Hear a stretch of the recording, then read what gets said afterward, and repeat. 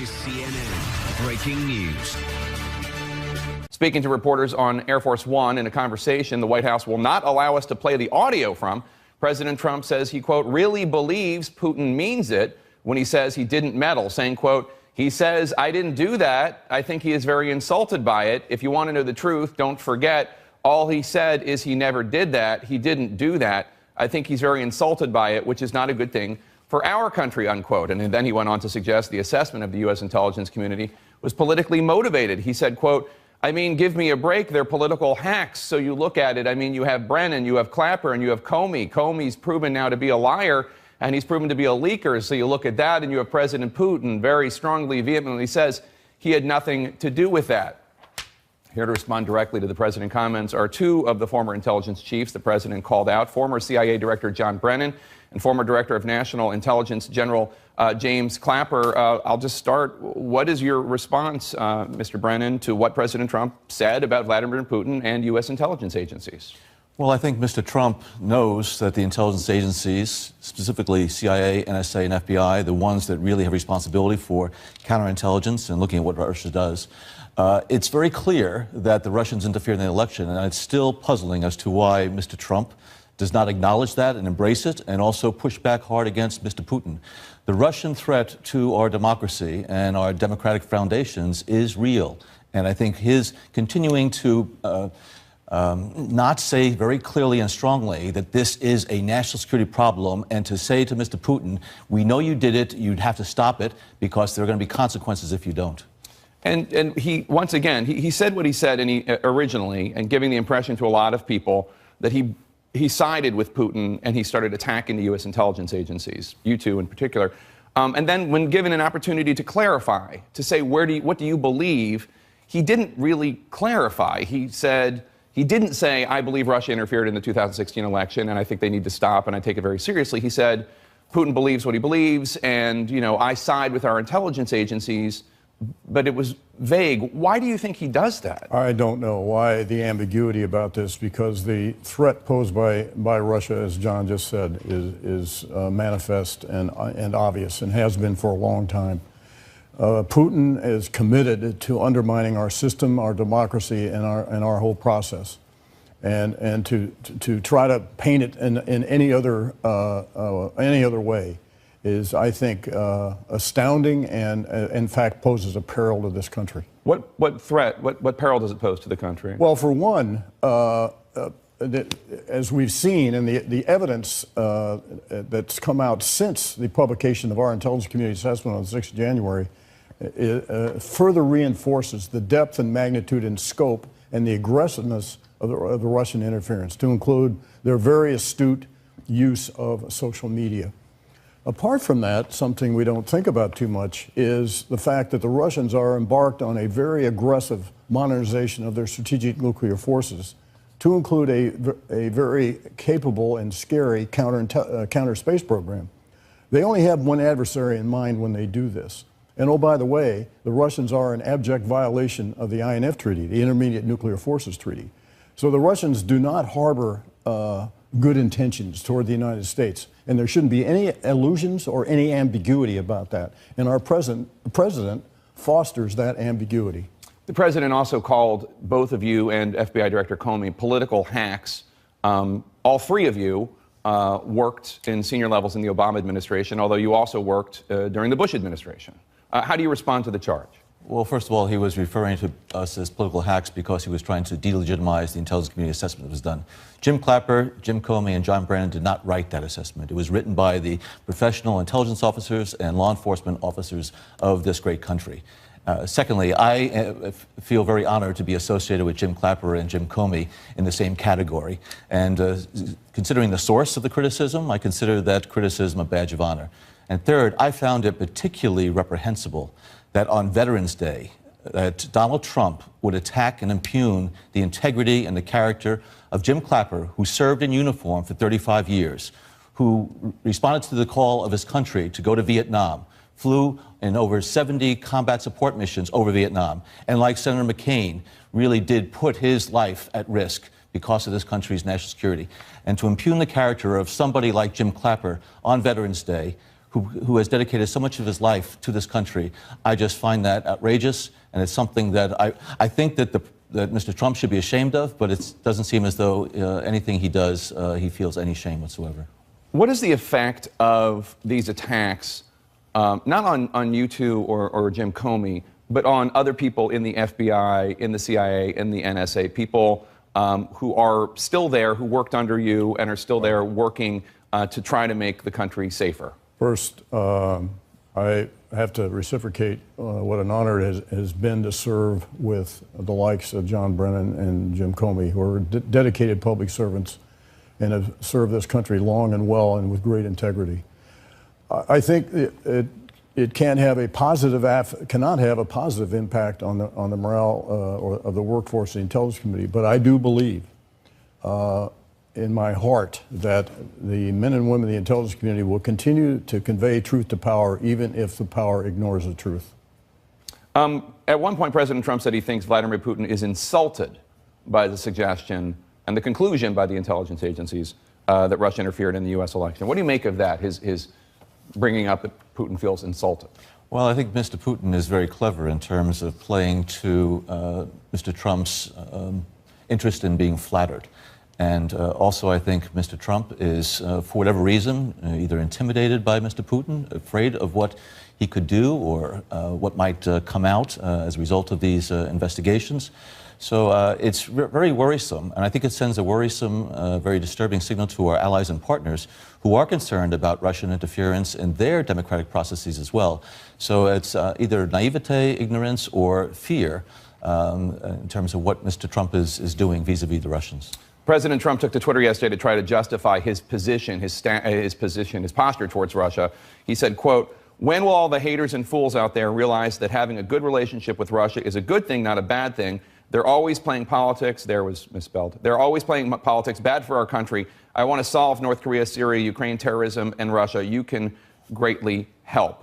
So that's his argument. Russia can be a help on these issues, and that the posture of being belligerent towards Russia won't assist in that matter. Well, I suppose they could be, but I think it's naive to assume they will be. Again, the likelihood that the Russians are going to pursue like interests with us is slim and none. And I think it's very naive and again, in fact, perilous to this country to make an assumption that Russia is going to behave with the best interests of the world or certainly the United States in mind. They're not. So, Mr. Brennan, Director Brennan, you said a couple minutes ago, you talked about the reasons why President Trump might be susceptible to what Putin tells him. And you talked about flattery. You also talked about fear. I can't ignore the fact that all of this comes at a time when there's a lot of speculation about whether or not the Russians have damaging information about President Trump. This comes, of course, within the context of the fact that President Trump has been willing to criticize everyone from the cast of Hamilton to Meryl Streep, but has yet to say one disparaging word about Vladimir Putin. Do you think this idea that maybe the Russians have something on him, have compromising material, is relevant here? Well, I don't know if Mr. Trump is considering that. I just know that he has been very determined to try to delegitimize any effort to come up with the truth in terms of this investigation. His attacks on the intelligence community, on the assessment, the attacks on the media, this is an effort to, again, try to undermine those quarters that could pose a serious threat to him. Also, I think it shows the insecurity that he still feels about the election and how Russian interference may have contributed, in fact, to that election. So I think there's a combination of factors that are motivating the president at this time. Do you know of any compromising material that the Russians might have on him? I have shared everything I know with the intelligence committees. That's not a no or a yes, because we're not privy to the information that you gave to the intelligence committees. That's true. Okay. Let me ask you a question about how in 2016 you were all watching and monitoring and assessing what was going on with the Russian interference. In retrospect, was it a mistake of President Obama not to make a bigger public deal of this at the time? Well, this is in the coulda, woulda, shoulda department. And bearing in mind, there really wasn't much of a template or rule book for how to handle a situation like this. I think the arguments, the concern that the administration had was, if we did make a big public deal of this, would we first be amplifying what the Russians were doing? And I think, frankly, the president was probably sensitive to the accusation that he was putting his hand on the scale and trying to affect the outcome of the election if he spoke up about it. Now, we did. We put out a statement. At the time, then Secretary of Homeland Security Jay Johnson and I put out a statement on the 7th of October, which was a pretty forthright statement about what the Russians were doing, and it was issued before the election. Unfortunately, it got emasculated and overcome by the excess Hollywood tapes, and so it sort of got lost in all that. So I think what was done was appropriate. I guess you could go back and say, well, we should have been more aggressive or done something earlier. I don't know, but there were good reasons why there was caution and discretion here. Director Brennan, so General Clapper just said there wasn't a template, but Russians have been attempting to interfere in elections before. 2016 was not the first time. It was the most successful time ever, probably, in Russian history. But it wasn't the first time. Why were the intelligence agencies, and not just the intelligence agencies, law enforcement, communications, every part of the government, why was it not better prepared? Well, I think we were prepared. It's a question of, during campaign season, you want to be able to understand everything that the Russians might do. So we had a responsibility to make sure the President and the Congress were informed, public statements that were made about Russian attempts to interfere. At the same time, we wanted to be able to know what they were doing so that we might be able to thwart anything more extensive that they might have done. And I do think that the pushback, both publicly and privately, against the Russians gave the Russians some pause, because it was made very clear to them that we were onto their game and that it was going to have very serious consequences. So I think the intelligence community, law enforcement, have their counterintelligence antenna up all the time, and I think we did a pretty admirable job. Since you two left the office in January 2017, we've learned more about attempts by the Russians to reach out to the Trump campaign. We've learned about Donald Trump Jr. eagerly accepting a meeting to get dirt on Hillary Clinton from somebody he was told was a Russian lawyer. We've learned with the Comey plea agreement with George Papadopoulos, former foreign advisor for the Trump campaign, we've learned that he was told by a professor with ties to the Kremlin in April 2016, long before I knew anything about the hacking or the public knew anything about the hacking, that the Russians were claiming that they had damaging information. Now, you said in January 2017, this year, that you knew of no collusion. Did you know of those two events? No, I did not. And the statement I made at the time was true. I had no direct evidence of collusion. Now, we had lots of concerns because we were aware of multiple meetings that were going on, while at least my part was not aware directly of the content of these meetings. But we were certainly concerned, and the metaphor I've used before is that I think our dashboard warning lights were clearly on about what was going on. But to say specifically that we had evidence of smoking gun evidence of collusion, no. But of course, a lot more has come out. That's, raises, I think, circumstantial questions, if nothing else. What message do you think President Trump is sending to Vladimir Putin right now in terms of Russia's continued attempts to interfere in elections in Europe and potentially in the United States again? Well, I think what he's doing is saying to Vladimir Putin, we need to put this behind us because there's important work to be done. And I agree, we need to be able to find a way to improve relations between Moscow and Washington. But I think by not confronting the issue directly and not acknowledging to Putin that we know that you're responsible for this, I think he's giving Putin a pass. And I think it demonstrates to Mr. Putin that Donald Trump can be played by foreign leaders who are going to appeal to his ego and to try to play upon his insecurities, which is very, very worrisome from a national security standpoint. Do you agree that Donald Trump can be played by foreign leaders like Putin? And if so, does that make you concerned about the security of the United States? I do. I think, he seems very susceptible to rolling out the red carpet and honor guards and all this, all the trappings and pomp and circumstance that come with the office. And I think that that appeals to him, and I think it plays to his insecurities. And yes, I do think both the Chinese and the Russians think they can play him. And then lastly, do you know, and maybe you can't answer this question, but do you know, Director Brennan, of any laws broken by the Trump campaign, anybody affiliated with the Trump campaign, when it comes to working with the Russians on election interference? I'm just a former intelligence officer. I never had the responsibility for determining whether or not criminal actions were taken. But since leaving office on the 20th of January, I think more and more of this iceberg is emerging above the surface of the water. Some of the things that I knew about, but some of the things I didn't know about in terms of some of the social media efforts that Russia employed. So I think what Bob Mueller, who again is another quintessential public servant, is doing is trying to get to the bottom of this. And I think we're going to find out how large this iceberg really is. All right. And if I could add, I just think it is absolutely critical for the country that there be closure on this and there be some finality to what did happen. All right, General Clapper and Director Brennan, thank you so much for being here. We really appreciate it. Thank you so much. This is CNN Breaking News.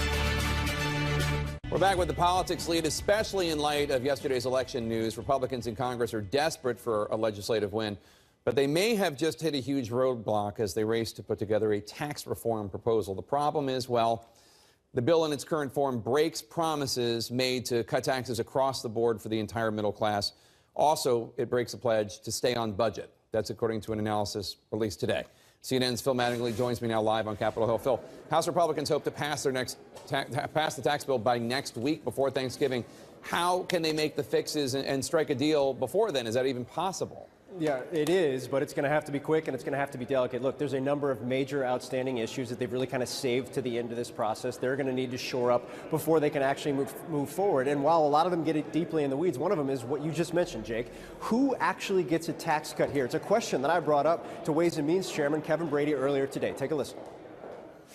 One thing Joint Tax made clear is that there is tax relief in every income bracket. And as we continue to work through the bill, as we continue to look at these provisions, at the end of the day, I'm confident we're going to have tax relief at every income level for many, many Americans. But every income level isn't every American. There's kind of an understanding right now that people will see their taxes go up in some areas. Well, I have to tell you this. I think every American will be better off. Here's why. Because that measures the wages, and the taxes of it. What we're trying to focus on are paychecks. Now, Jake, if you listen very closely, the chairman was being very careful there. Unlike some other senior Republicans who are pledging tax cuts for everybody, what Kevin Brady is saying is there will certainly be tax cuts across the board, but some people will see their taxes go up. And that's why the importance of selling the overall economic argument is what leaders are focused on with their members right now. Their ability to do that at this point will determine whether this bill has a future in the House, Jake. And Phil, while traveling in Asia, President Trump called into a meeting of Senate Democrats. Sources familiar with the conversation tell CNN that President Trump said he would be a big loser under the current plan. Does his call alone show a legitimate, sincere effort to bring Democrats into the process, you think? Look, there's been cursory outreach. There's no doubt about it. There's been dinners at the White House. There's obviously the meeting that the president called into. But I think there's real questions on the Democratic side, at least Democrats that I've spoken to, whether it's actually serious. And I think some of them actually point to the call itself. The president talking, as you noted, saying, a direct quote, I'm told that he would be a big loser. That's a conclusion he came to after speaking with his accountant. And if you look at the bill itself, at least the Republican proposal that's out there right now, whether it's on the estate tax, whether it's the repeal of the alternative minimum tax, whether it's what they're doing on pass-throughs, that's just demonstrably false at this point in time. I think the big question now for Democrats is, will there be any major changes beyond that initial outreach, changes that they're seeking? And at this point in time, certainly in the House, and from what I've heard, what's coming from the Senate proposal, which will be coming out tomorrow, the answer right now, despite what the president says about the plan, touting its middle-class benefits, is no, Jake. All right, Phil Mattingly on Capitol Hill for us. Thanks so much. My panel's back with me. David, there's been talk on Capitol Hill by Republicans that maybe the tax bill, in light of what happened yesterday, the tax bill should maybe be rewritten just to change it, to make it more beneficial to the middle class. What do you think? Well, so I've not seen the entire bill and digested it, right? So there's lots of concerns, obviously. You have to educate people on raising their standard deduction really takes care of lots of folks, and that itemization isn't as big a deal, and you lose your homeowner tax credit because you get a bigger deduction. A lot of education has to take place. I'm not sure they have enough time to do that, right? We have the December 9th comes up. Let's not forget the CR runs out. We have this fiscal cliff, DACA reform. There's lots of things that are going to have to happen before the end of the year, where Republicans are kind of in a squeeze, and yet you're trying to pass this really complex tax bill. It becomes very, very challenging. Amanda, the estate tax, the elimination of the estate tax, which benefits really the very, very, very wealthy, does that make it difficult to sell this plan? I don't think so. The way I've seen it explained, and I think it does need to be messaged better, is that there's essentially two tracks. There is a middle-class tax cut coming, and then they're also going to do a lot for business. And I think estate taxes, family farms typically falls under that business type of bracket. And so the big thing that they really need to do a better job explaining is that, yes, a lot of these deductions are going to go away, but the big bet is if we double the standard deduction, that will make up for it. In the middle-income family that I think you'll see touted a lot, family of four, $59,000 a year, will get about $1,200 a year back. Okay, we have the bill. There are winners and losers. People between $20,000 and $40,000. It's a lot of people who voted for Trump, struggling in the country. They see, on average, a tax increase. What's weird about this bill is they have corporate tax cuts that go in for 10 years. Goes from 35% to 20%. That's the corporate tax rate, yeah. Yes, and then, but for the middle-class tax cuts, a lot of the middle-class tax cuts, the deductions, they phase out after 5 years. So that's a big question. Why do you have phase-outs for people who are working and no phase-out for corporations? This bill is incredibly unfair, increases taxes for working-class people, lowers taxes massively for the wealthy and people like Donald Trump. And I think the challenge is there's no process to get Democratic participation in it. It's a partisan process. They're looking for 51% on either side. It adds to the deficit. And I think the one thing is Ed Gillespie yesterday ran on a tax cut across the board, right? He campaigned on it, he did ads on it, and he lost. And suburban voters, where a lot of Republican House members are, suburban voters turned out against Ed Gillespie, even though that was his #1 economic message. And I don't know why Republican House members want to vote for a plan that is so unpopular with the people. I don't know that they were voting against him because of his economic proposal. No, but it didn't help him. It didn't help it. But let me ask you a question, David. Obviously, most middle-class people will see a tax cut under this, but not all of them will. I mean, what Sure. Mira just said, Yeah. that this weird little group, 20,000 to 40,000, they will see a tax increase. Shouldn't that just be fixed? Well, this is the first shot, right? This is the House bill. The Senate, you heard what Senator Hatch said. This is a piece of legislation that you're going to have the president aligned on, the House and Senate. It's all in their best interest to pass this. They're going to have to come to some consensus to get this an agreement on. I think the president wants to see something perhaps different than the House. The Senate wants to see, they all want to see something different. They're going to have to get together. It's all in their best interest to have something accomplished, signed, to run on. That's what people need. They need something, an accomplishment, a victory here, and I think you're going to see it. I just say Republicans don't vote for something that they don't think is a good idea, right? I mean, put forward a proposal that doesn't increase taxes on middle-class families. So here's the thing. So Speaker Ryan has the exact opposite idea as people who say maybe we need to rejigger this bill and make it more beneficial for the middle class. Here is Speaker Ryan saying that if anything, this puts more pressure on his party to deliver this bill as soon as possible. Take a listen. It just emphasizes my reading of the current moment, which is we have a promise to keep. If anything, this just puts more pressure on making sure we follow through. How much is this, Amanda, do you think about, not so much even this bill, but as much as, but about the fact that Republicans need to deliver something? They need to be able to go back to their voters and say, okay, Obamacare, the repeal and replace didn't work and the wall isn't built and et cetera, but this is a major piece of legislation and we did get this done. Yeah, here's the thing. A lot of people went along with Trump and his victory, gave them the benefit of the doubt because they wanted to get things done. If they do not get things done and be able to point to legislative victories, they are forced to run on Trumpism, just as cultural conservative issues. Will that work for someone, mimicking Trump in a place like Tennessee, which it seems like Marsha Blackburn's doing for Kelly Ward in Arizona?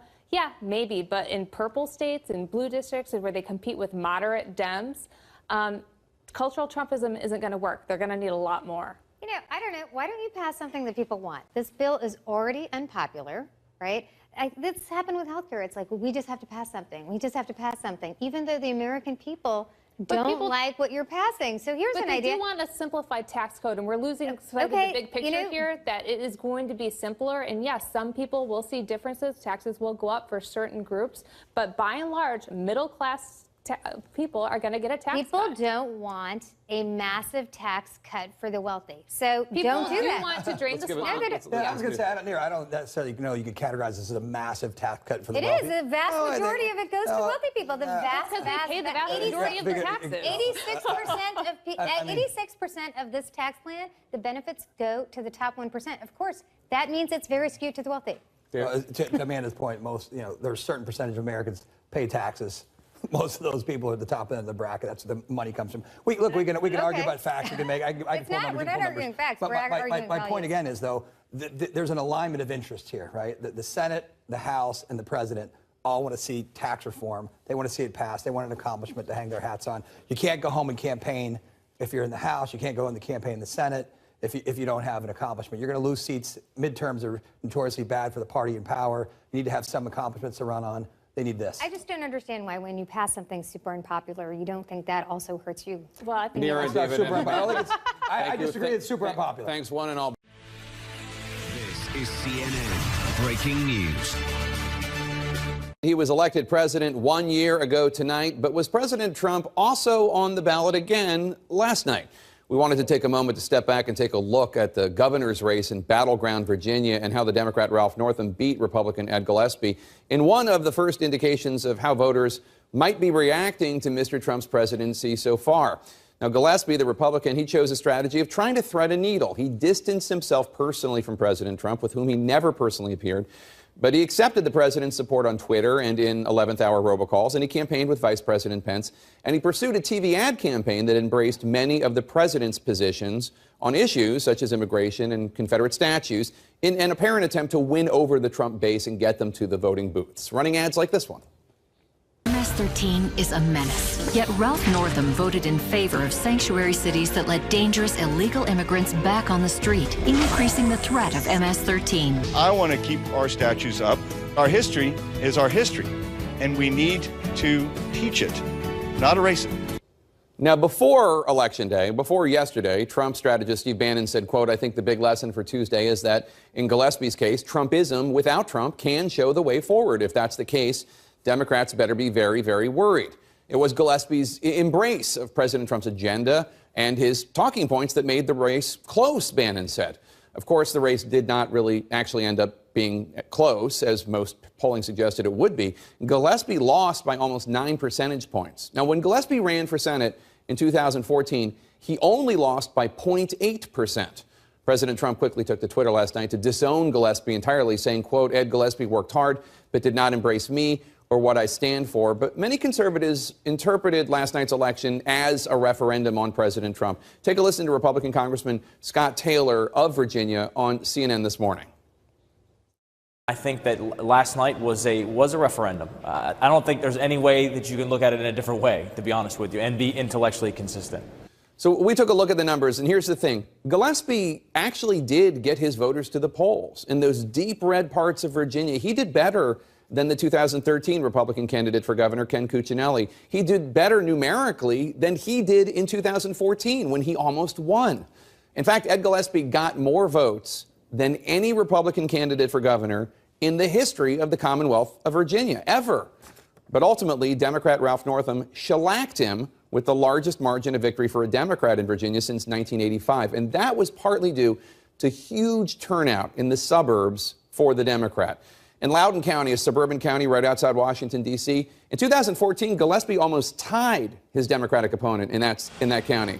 But this time, the Democrat took 60% of the vote, better than Hillary Clinton's share of the vote in 2016, and she won Virginia, better than the Democratic governor in 2013. Now, granted, it was a tough crowd for Gillespie, this state. 1/3 of the voters who showed up were at least partly motivated by voting against Donald Trump. But in addition to that, it seems as though what Gillespie did to rally his supporters successfully apparently also so turned off the suburban voters who had once been willing to listen to him, his fate was sealed. This is CNN Breaking News. The rhetoric of this president is the Twitter bombs and the thing. It is hurting him. Yep. It is hurting the Republican Party, and Republicans are telling him that. Democrat, everybody's telling him that. And tonight, the president needs to look at particularly these suburban districts where this type of rhetoric, this type of, schoolboy kind of in-your-face doesn't go over well among college-educated suburban voters. It's not his agenda they don't like. They're for, I guarantee you, when they look at this tax bill, they're going to be for the tax bill that passes. They're going to be for the health reform that passes. But they're not going to countenance a president who continues to demean people in public. And that is just. So what do you say? What do you say to the Steve Bannons of the world who encourage him to be that way, who encourage him to mine these cultural divides and to torque up his rhetoric? I would say that I don't know if Steve Bannon is encouraging him to be as offensive as he can be and being the kind of bully he can be in these tweets. I think he is out there pushing very hard to defend the turf as far as the issues, whether it's immigration or whether it's trade or his views on national security. He's pushing on those issues. I don't think he's pushing the rhetoric per se. I think he's pushing the pushback to the media, clearly. And by the way, I don't think that's hurting him. I think him going after the media does not hurt him. No. I think it's the personal attacks and that edge that is just beneath the office of the president. And we're back with some breaking news. Another Republican congressman has announced his retirement. New Jersey Congressman Frank Lobiondo from South Jersey says he won't seek re-election. He's blaming political polarization. He says in a statement, quote, "People before politics has always been my philosophy and my motivation. Regrettably, our nation is now consumed by increasing political polarization. There is no longer middle ground to honestly debate issues and put forward solutions," unquote. That makes 23 Republicans in the House and 10 Democrats leaving Congress. This comes as voters in his state of New Jersey and across the U.S. head to the polls today. One race we're watching closely is in Virginia for the governor's race there. The polls close in just 3 hours. Republican Ed Gillespie, who used to work for the Bush White House, has given an unexpectedly tough challenge to Democratic Lieutenant Governor Ralph Northam in a race notable for its nastiness and low blows. My panel is back with me. And Robbie Mook, what are you looking for in Virginia today? This wasn't competitive about 2 months ago, and boy, Ed Gillespie has closed strong. Well, I think this was always going to be competitive. When we did Terry McAuliffe's race, we won by 2.5 points. I think if he wins by 2 points, that's a very solid win. We're looking for a few things. Turnout is a big disadvantage for Democrats in this race. Our base constituencies, young people, people of color, tend to turn out at lower rates. They're disproportionately less of the electorate in those off years. So as Democrats, we're going to have to make that up somewhere else. We're going to need to do a little bit better in Northern Virginia with college-educated voters and do better in Southwest Virginia as well. We've continued to see our numbers decline there. That is the trend that will have to be reversed tonight. We're not talking about big numbers, maybe going from 17% up to 25% or 23% in some areas. But we need to see those two things. And then with our base, we can't lose too many people. They can't shrink to be too small a portion of the electorate. And David, what are you looking for? I mean, I agree exactly. The exact opposite of what Robbie's looking for. Shocking, right? I mean, Arlington County, 77% of the voters there turned out for Secretary Clinton. Big numbers in Northern Virginia. It's a purple state, getting more purple every year. But for Ed Gillespie being a great candidate, I think this would be a blowout. I think that he's a phenomenal candidate, and the demographics are pushing against us. And I think that if he wins, it's more to do with Ed Gillespie than anything else. And what do you think of the campaign that Ed Gillespie's run? He's talked a lot about issues that are sensitive social issues in terms of Confederate monuments, in terms of, he's called Ralph Northam a week on crime, sanctuary cities, talked about the gang, MS-13.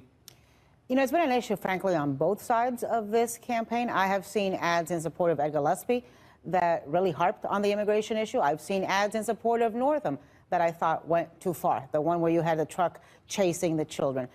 It got really dirty. It got really ugly. My big question is going to be, if Ed Gillespie wins, which Ed Gillespie is showing up to be governor? Because the Ed Gillespie that some of us have seen in this campaign is very different than the Ed Gillespie we had known for years. Remember, he is the epitome of Republican establishment. He is the epitome of, a moderate Republican. I remember when he was at the RNC, he did so much work and so much focus on trying to diversify the Republican Party, make it a bigger tent.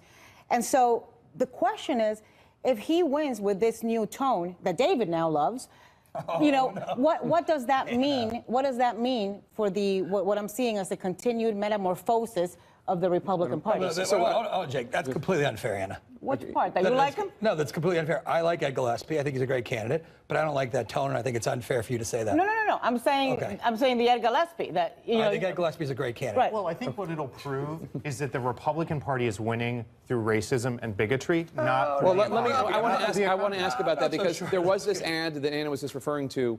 It wasn't by the Northam campaign, but a group supporting Northam that had a pickup truck with a Confederate flag chasing down little children of color, is widely decried by newspapers, including newspapers that supported Ralph Northam and were opposed to Ed Gillespie. And I guess there is the argument, can it backfire on Democrats if you basically suggest everybody that is thinking about supporting the Republican is a racist? Well, one, I actually didn't care for the ad. Coming from South Carolina, where we have, the Lee Atwaters, where we know about Willie Lynch and those type of ads. We've seen the campaign that Ed Gillespie's run, one that does prop up fear and white nationalism and some other things that have been relatively vile. This ad fell into that same trap. However, I will say that I don't think that this ad will do damage to Ralph Northam. One of the things that Robbie didn't take credit for is, amazingly enough, in 2013, they actually got the same, if not slightly higher turnout from African Americans that Barack Obama did in 2012. It was one of the first times that's ever happened. Hopefully we see that same type of turnout today, but one thing that is going to happen, and one thing that we're seeing in the Democratic Party as we're having growing pains, is that Ralph Northam has not run the best campaign, leaving Justin Fairfax, the lone African-American, off the mail piece, was not conducive to victory. Lieutenant Governor candidate.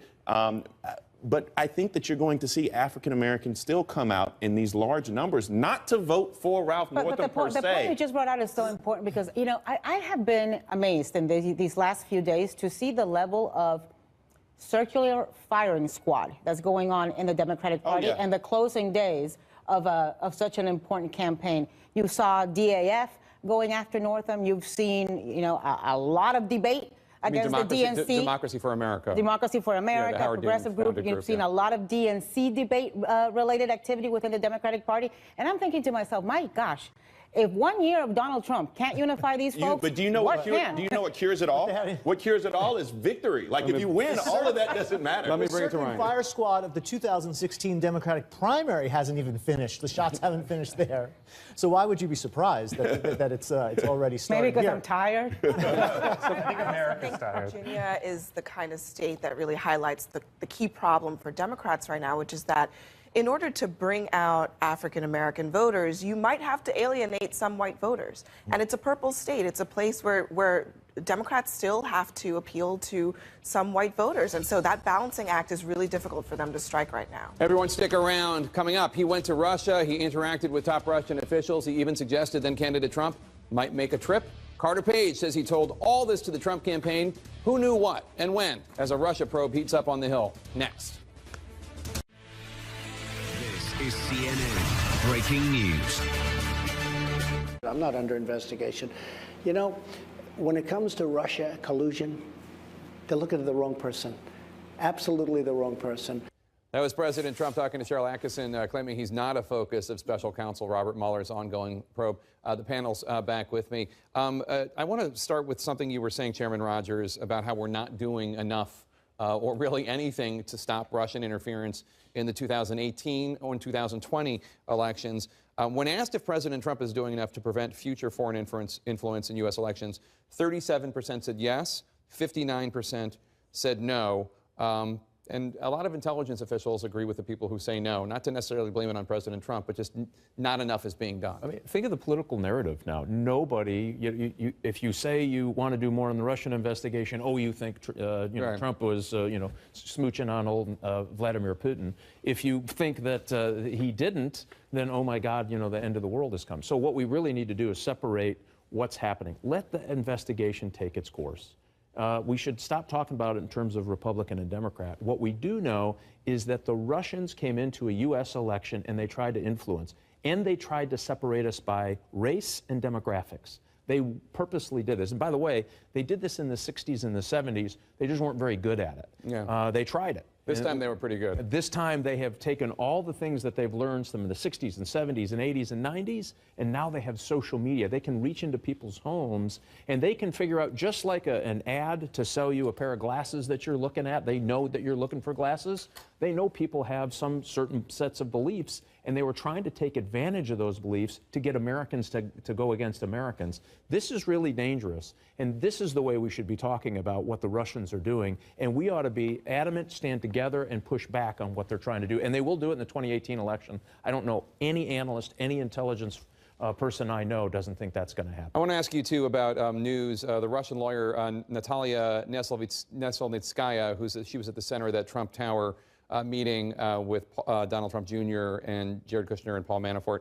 She told Bloomberg that at that meeting, Donald Trump Jr. said his father would be opening to revisiting the Magnitsky Act, which is the thing that sanctions Russians who committed human rights abuses. If the president was elected. And Trump Jr. Also said, according to this lawyer, and again, I'm not saying we should trust a Russian lawyer, but also said that he was interested in documents that she said she had related to Hillary Clinton. Now, Trump Jr.'s lawyer just said to CNN in response, quote, "What this interview shows, once again, is that everyone in attendance has a very similar account as to what transpired," basically confirming the story that Don Jr. said, something along the lines of, if he gets elected, we can talk about that, but I want to see the stuff on Hillary Clinton. What's your response? Yeah, my response would be if that conversation did not take place, the nature of that conversation was not that, I do not think Donald Trump Jr.'s lawyer would have had a problem beating back that narrative. So that's concerning, which is why we currently have an investigation going on, and I think we need to let that investigation happen. Doesn't it at least suggest, David, the willingness to collude? Listen, Jake. You remember when this is alleged to have taken place in early, I think, June, right? June or July, yeah, somewhere there. Early June is my recollection. Maybe it was. This campaign was still worried about a floor fight at the convention. Right? There was no Russian narrative at the time. I don't know what happened at this meeting or not happened. I can't speak to that. I know what they were worried about. I know what the campaign was worried about, whether or not there was going to be a floor fight at the convention. That's what the campaign was really worried about. So I'm not discounting it. I'm not saying that I agree with Chairman Rogers. I think that let the investigation take its place, let it take its course. I think as Americans, we should all be very concerned about any type of Russian interference or outside interference in our election process. I think the Russians and other countries are sitting back laughing, seeing how they can exploit us further in the future, and I think we need to take every measure we can. They've had hearings on the Hill with some of the social media companies to try to peel back the onion there to see what we can do more. I think we need more cooperation amongst those types of groups. I'm hopeful that our intelligence agencies are doing everything we can to combat these things and put up firewalls and fight the fight in cyberspace to preclude those things from occurring in 2018 and into the future. Simone, are you worried at all that Democrats are counting on a conclusion by Robert Mueller that might not happen? I mean, it might be that all that he does is the two indictments of Manafort and Gates, and Papadopoulos is pleading guilty to lying, and there's nothing more than that. And if that's all that happens, don't Democrats have some answering to do and some alternative narratives to discuss? Look, I definitely think the grassroots progressive left and Democrats are looking for these large indictments, these looming indictments to come quickly. And I want to caution folks to say this could drag on for 4 years. We don't know how long this investigation will happen. So I think it's incumbent upon Democrats on the Hill and the Democratic Party leadership to have to come to the table with something. And so what is the answer to countering what the Russians are doing in terms of meddling in our elections, in terms of social media? What are Democrats saying? What are our plans for folks in 2018 in terms of the economy?